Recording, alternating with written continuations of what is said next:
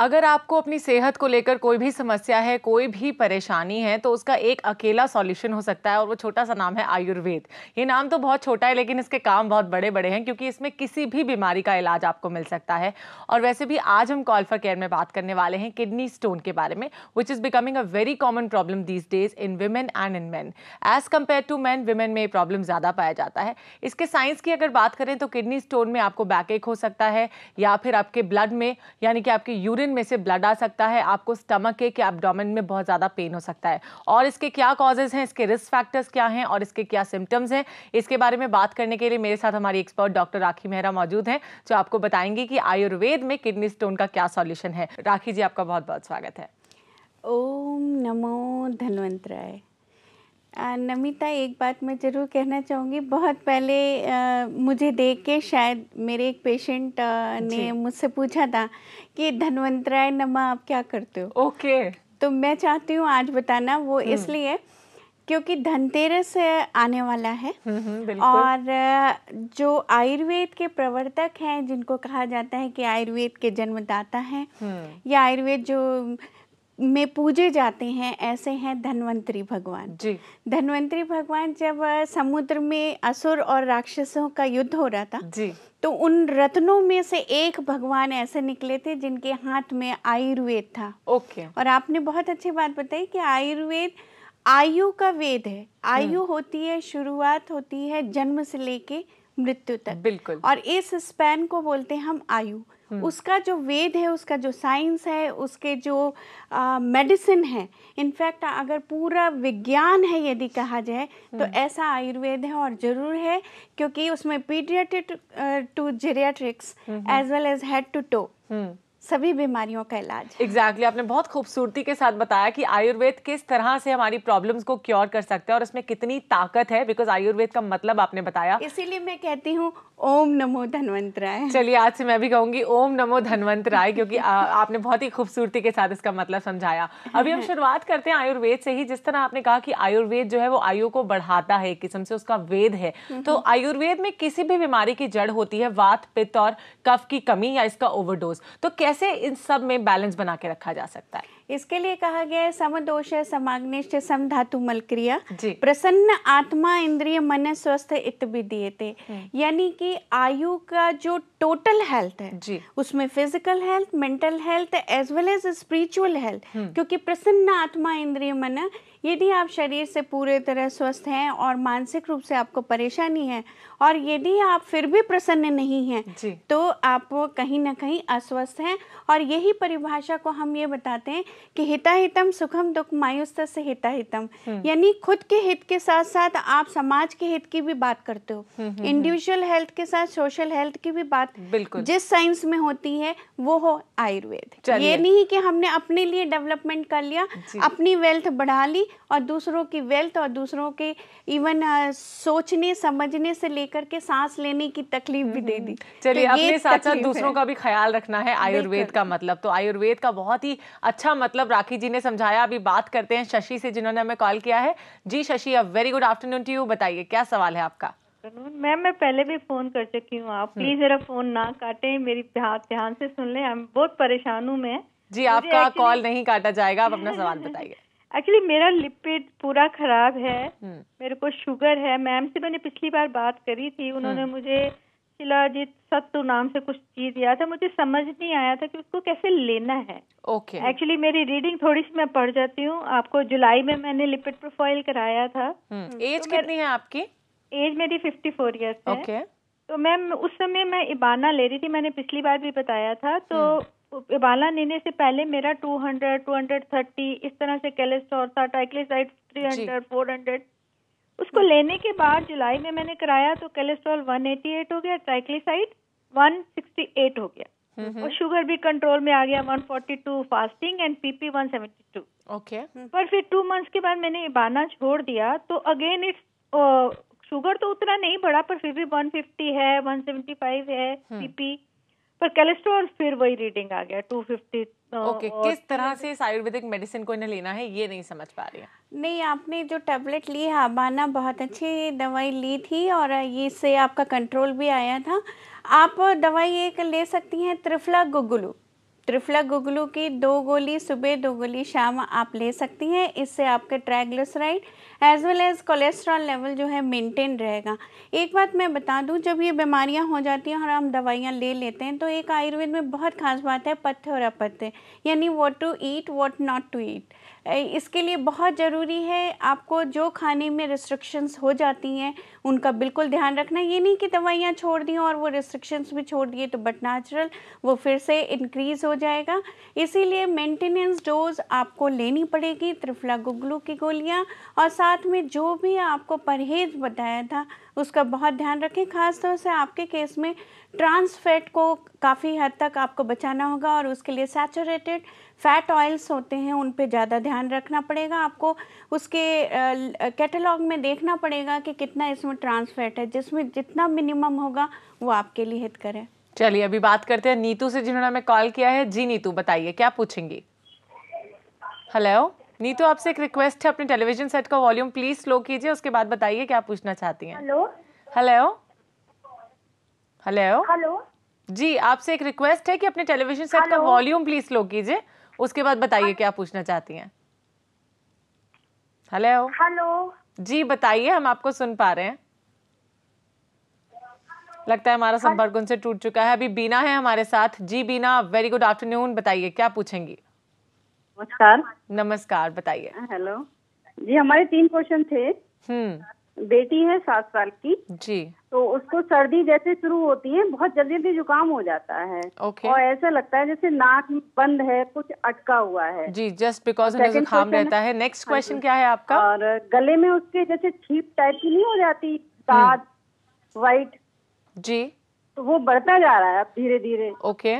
और third question है, father हैं 67 ईयर्स ओल्ड, उनका नजला बहुत रहता है, अक्टूबर नवंबर में बहुत ज्यादा रहता है। ओके, जैसे जैसे सर्दी आती है वैसे वैसे नजला हो जाता है। एक तो बेटी का है कि 7 साल के तो बहुत ज्यादा ब्लॉकेज हो रही है, उसके लिए बहुत अच्छा उपाय मैं आपको बताऊं कि सरसों के तेल में उंगली डुबो करके दोनों नॉस्ट्रिल्स पे लगाइए। मैं हमेशा बताती हूँ this will just make a mechanical barrier and fact जो एलर्जिक होते हैं उनको बाहर के एलर्जेंट उनका ऊपर में असर ना करें, इसके लिए बेहद ज़रूरी है ये बैरियर देना। दूसरी बात है, जो लड़की है जिसको एक्यूट है उसके एक्यूट कोरेजा होता है और फ्रिक्वेंटली होता है, दैट में भी एलर्जिक, उनके लिए दवाई नोट कर लीजिए। उनके लिए लक्ष्मी विलास रस की गोली 1 सुबह 1 शाम, ये लक्ष्मी विलास रस की गोली 1 सुबह 1 शाम, साथ में सीतोपलादी चूर्ण शहद के साथ में लेने के लिए सुबह और शाम बहुत फ़ायदेमंद रहेगा। ये तो हुई बेटी की बात। और जैसे पिताजी की बात है, पिताजी के लिए एक उन्होंने कहा कि काफ़ी पुराना है, इसको कहते हैं पीनस, जीर्ण प्रतिशय कहते हैं आयुर्वेद में, और इसके लिए बहुत ज़रूरी है इनको लग करके दवाइयाँ खाना। एक तो नोट करें, गुड़ुचि घन सत्व 1 गोली सुबह और 1 गोली शाम, और इसके साथ में इनके लिए बहुत अच्छा रहेगा अगस्त्य हरितकी 1 चम्मच सुबह और 1 चम्मच शाम। साथ में लेंगे कनकासव 2 चम्मच सुबह 2 चम्मच शाम। ध्यान रखें कि जब वेदर चेंज होता है तब इनको खास तौर से अपने नाक में थोड़ा सा स्टीम देना बेहतर रहेगा। क्योंकि वैसे भी आगे आगे सर्दी बढ़ रही है तो जितना स्टीम लेंगे उतने अंदर का जो वो सारे के सारे डस्ट है या फिर डर्ट होती है हमारी बॉडी में वो बाहर निकल जाती है, राइट। हाँ, स्टीम से एक्चुअली क्या कहते हैं हम लोग, जो ब्लॉकेज है वो ओपन हो जाती है और उनको सांस के आवागमन यानी कि इनहेलेशन एक्सहेलेशन में उतनी प्रॉब्लम नहीं होगी। चलिए अगर बात की जाए किडनी स्टोन की, तो कैसे ये इंसान के शरीर में डेवलप होने लगता है। एक आपको बता दूं नमिता, सबसे बड़ी बात है किडनी स्टोन है क्या चीज। स्टोन होता है कैल्कुलाई क्या चीज है जी, क्या चीज है इसके बारे में आपसे पूछूंगी, लेकिन उससे पहले कॉल फॉर केयर में वक्त हो गया एक छोटा सा ब्रेक लेने का। आप कहीं मत जाइए, देखते रहिए प्रज्ञा। आज हम बात कर रहे हैं किडनी स्टोन के बारे में, so we'll be right back after a very short break.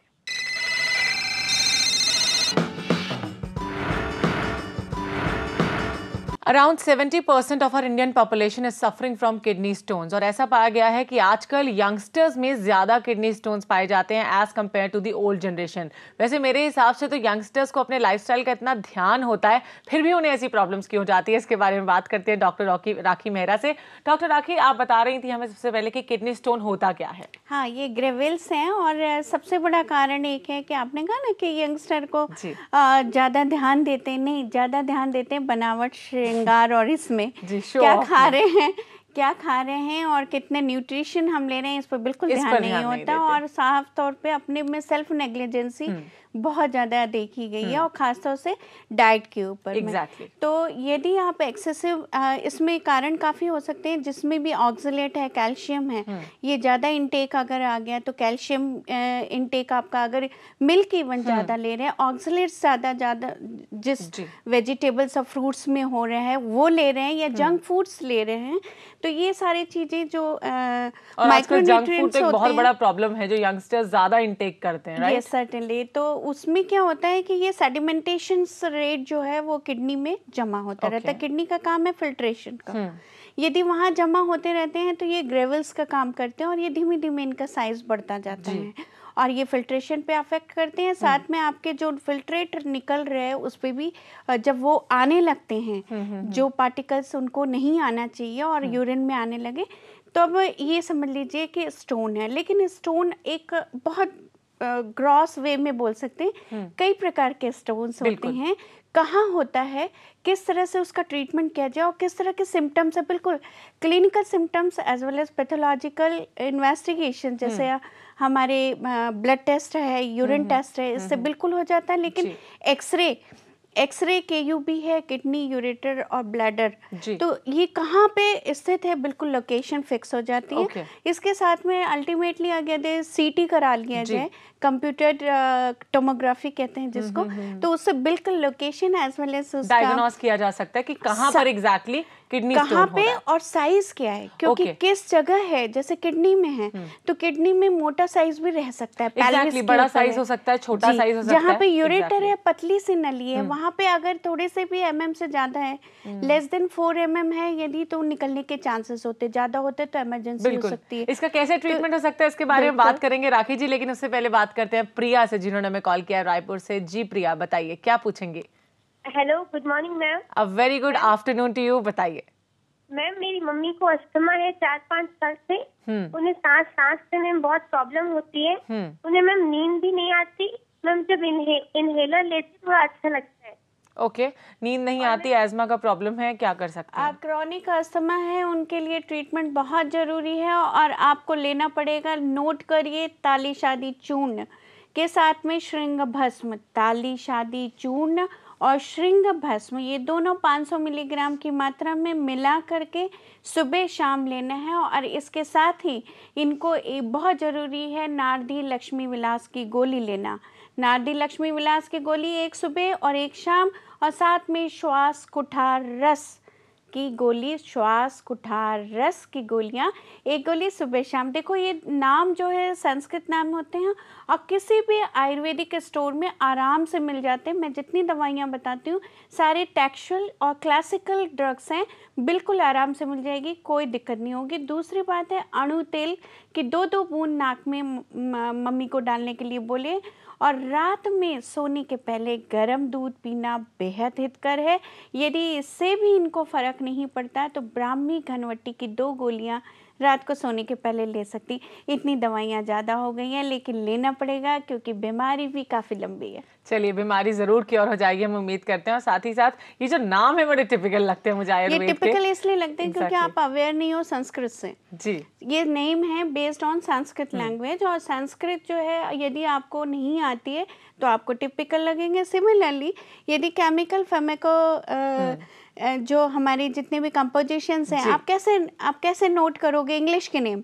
जी बिल्कुल बिल्कुल, उसे याद रख सकते हैं because we know, हाँ, ये how can you do that one. तो सिमिलरली एक साइंस की अपनी एक नॉर्म्स होती है, till the time you don't know basic you will get difficulty. चलिए, बहुत अच्छी बात है, आपने बहुत सही बात बताई। लेकिन इसके बाद अगर आपने साइज की बात की कि छोटा है या बड़ा है, एक नली में भी किडनी स्टोन हो सकता है, तो उसे कैसे प्रॉपर्ली उसको ट्रीट किया जा सकता है आयुर्वेद? सबसे पहली बात है कि यदि पेन आपका काफ़ी तेज है और आपके नॉर्मल पेन किलर से भी सबसाइड नहीं हो रहा है, एंड वेरी ऑफन एक पीरियोडिक हो रहा है, बट नेचुरल है। वैसे भी थोड़े से पेन से तो आपको डॉक्टर को दिखा देना चाहिए, पर यदि ऐसा हो रहा है और यूरिन से ब्लड भी आने लगा है या नहीं भी आ रहा है, यदि दर्द हो रहा है आपको ये फ्लैंक्स रीजन में, और आपको ऐसा लगता है कि यूरिन की जो आउटपुट है उसकी जो फ्रिक्वेंसी है उसमें इंटरप्शन होने लगा है, आपको डॉक्टर को दिखा देना चाहिए। वो इन्वेस्टिगेशन करा के बिल्कुल पता कर लेंगे कि कहाँ पे है। बिल्कुल खास तौर से ध्यान रखिए, इसमें इमरजेंसी आ सकती है, सर्जिकल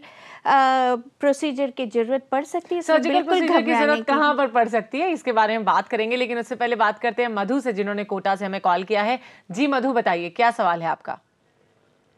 हेलो हेलो हेलो जी मधु, नमस्कार, बताइए क्या पूछेंगे आप। हेलो हेलो मधु, हम आपको सुन पा रहे हैं, बताइए क्या सवाल है आपका। हेलो हेलो, लगता है हमारा संपर्क उनसे टूट चुका है। अभी कॉल फॉर केयर में वक्त हो गया एक और छोटा सा ब्रेक लेने का, आप कहीं मत जाइए, देखते रहिए प्रज्ञा, जो आपको मिलाए बेहतर आपसे।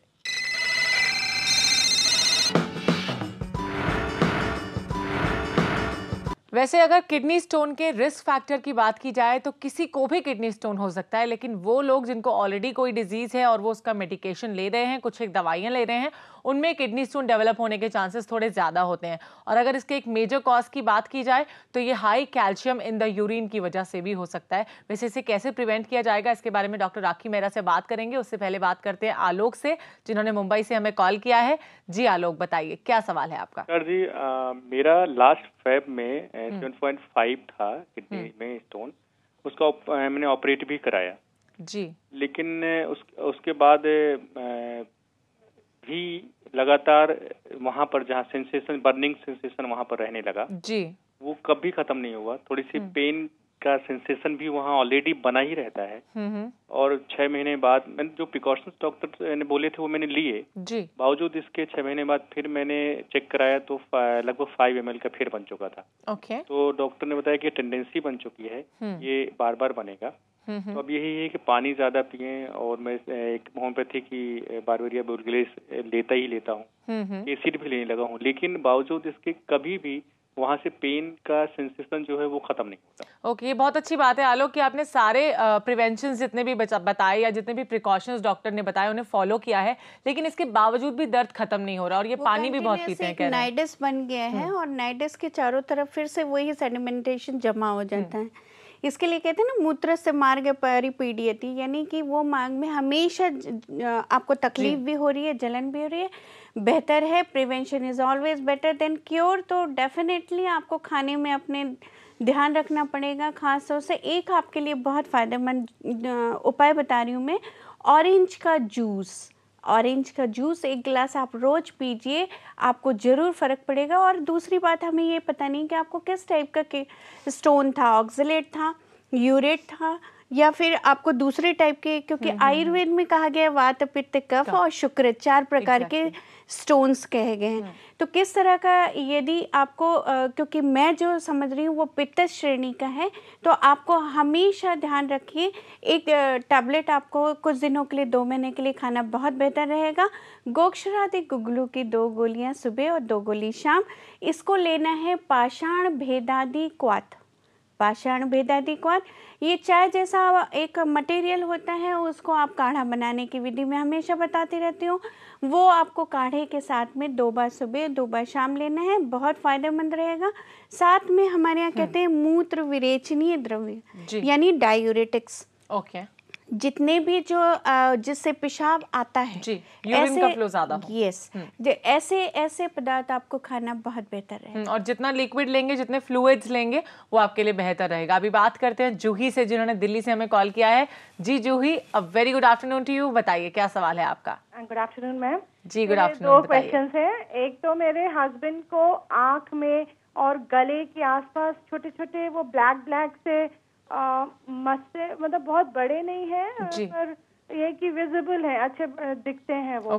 वो बढ़ते हो रहे हैं, काफी हैं वहाँ पे आईज में और नीचे। और दूसरा एक है, मेरा बेटा है 12 साल का, उसको अक्सर ये अभी टॉन्सिलाइटिस की प्रॉब्लम थी वैसे, पर उसके अभी भी खांसी वासी बहुत हो जाती है और ऐसा लगता है नाक से कुछ आता है, गले में इन्फेक्शन हो जाता है। ओके, सबसे पहले बात करते हैं इनके हस्बैंड के प्रॉब्लम के बारे में। हस्बैंड को जो मस्से हो रहे, तिल हो रहे, देखो अचानक यदि तिल बढ़ रहे हैं या मस्से ऐसे कुछ बढ़ रहे हैं तो एक बार डॉक्टर को दिखा लेना बहुत ज़रूरी है कि कारण क्या है। कि कई बार ऐसे स्किन डिजीजेस होती हैं जिसका पता नहीं लगता और वो इवन मैं डरा नहीं रही हूँ लेकिन कार्सिनोजेनिक भी हो सकते हैं, इसीलिए बेहतर है रूल आउट करना। तो एक बार उनको दिखा लीजिए, लेकिन तब तक उनको ज़रूर बोलिए कि नोट करें निम्बादी चूर्ण। निम्बादी चूर्ण 500 मिलीग्राम की मात्रा में हरिद्रा खंड के साथ, निम्बादी चूर्ण 500 मिलीग्राम के साथ में हरिद्रा खंड होता है वो भी 500 मिलीग्राम की मात्रा में, दोनों मिला करके सुबह शाम लेंगे। ठीक है, ये तो आपके हस्बैंड की बात हुई और जब निदान हो जाए हमें ज़रूर कॉल करना ना भूलें। दूसरी बात है आपके बेटे के लिए जो आप बता रही हैं, नोट करें, दवाई लेना पड़ेगा उनको। कृमि मुद्गर रस 2 गोली सुबह 2 गोली शाम, कृमि मुद्गर के साथ में चित्रक हरितकी की 1 चम्मच सुबह 1 चम्मच शाम इनको लेना बहुत फ़ायदेमंद रहेगा। और मैं एक बात बताऊं, इनके लिए भुने चने खाना बहुत फ़र्क पड़ेगा। क्यों? क्योंकि इससे इनको काफ़ी रिलीफ मिलेगा और ब्रीदिंग में भी इनकी जो डिफ़िकल्टीज हो रही है और रनिंग नोज़ है उस पर काफ़ी फ़र्क पड़ेगा। चलिए, आज चने बहुत गर्म होते हैं और आगे ठंड का मौसम आ रहा है इसीलिए हम कहते हैं ना भुने हुई चीज़ें, भुने हुए पॉपकॉर्न, भुने हुए चने, ये सब खाने के दिन आ गए। भुनी हुई मूंगफली वैसे भी बच्चों को बहुत अच्छी लगती हैं ऐसी चीज़ें, तो ज़रूर है कि आपके बेटे को बहुत पसंद आएंगे और साथ साथ उनकी प्रॉब्लम से भी उन्हें निजात मिल सकता है। एक और कॉलर हमारे साथ जुड़ चुके हैं। हेलो हेलो पूर्वी, नमस्कार, बताइए क्या सवाल है आपका। Good afternoon ma'am. Very good afternoon, बताइए क्या पूछेंगी। मैं बेटी के लिए पूछना चाहती हूँ, उसका एज 4.5 साल की है जी।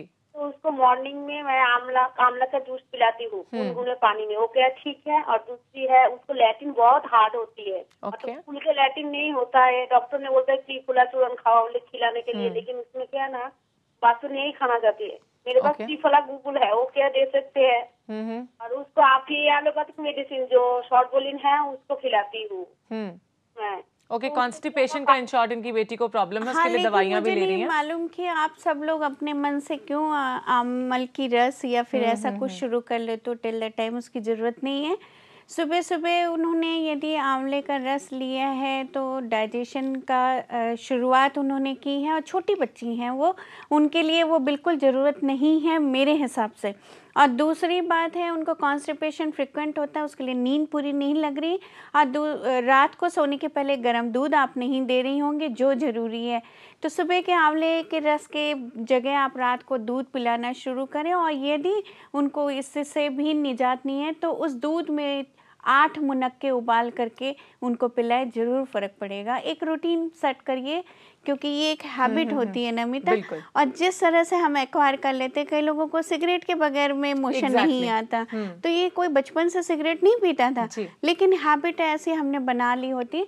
तो थोड़ा सा ध्यान रखें और उनको कहिए कि सुबह सुबह कोई भी लिक्विड डाइट नहीं लें, बल्कि वो कुछ सॉलिड एक खा लेंगे और चलेंगी, वॉक करेंगी, तो भी मोशन क्लियर हो जाएगा। चलिए डॉक्टर राखी, आपने बहुत अच्छे से बताया कि कैसे अपनी बेटी के प्रॉब्लम से उन्हें छुटकारा मिल सकता है। वैसे अभी आप यहाँ पर आई, इसके लिए आपका बहुत बहुत शुक्रिया। आपने बताया कि पता ही नहीं चलता है, समय बिल्कुल आधा घंटा खत्म हो जाता है, हमें बिल्कुल पता नहीं चलता। वैसे मेरा मन नहीं होता कि मैं प्रोग्राम का एंड अप करूं, लेकिन फिर भी क्या करें, वक्त की कमी के कारण करना पड़ता है। बहुत बहुत शुक्रिया यहाँ पर आने के लिए। इसके लिए एक टिप्स जरूर मैं कहना चाहूँगी कि यदि स्टोन से बचना है तो अपने डाइट में आपको संतुलन बहुत ज़रूरी है, और किसी भी खास चीज़ को बहुत आयत से ना खाएं तो आपको परेशानी किसी भी किस्म की नहीं आ सकती है। और इसके साथ ही ओम नमो धन्वंतराय। चलिए, थैंक यू सो मच। और किडनी स्टोन के बारे में आज हमने बात की, और डॉक्टर राखी मेहरा ने आपको बहुत खूबसूरती के साथ बताया कि आयुर्वेद में किडनी स्टोन का क्या सॉल्यूशन है। खास तौर पर अगर आपने अपनी डाइट का ख्याल रखते हैं और कुछ एक प्रिकॉशंस को फॉलो करते हैं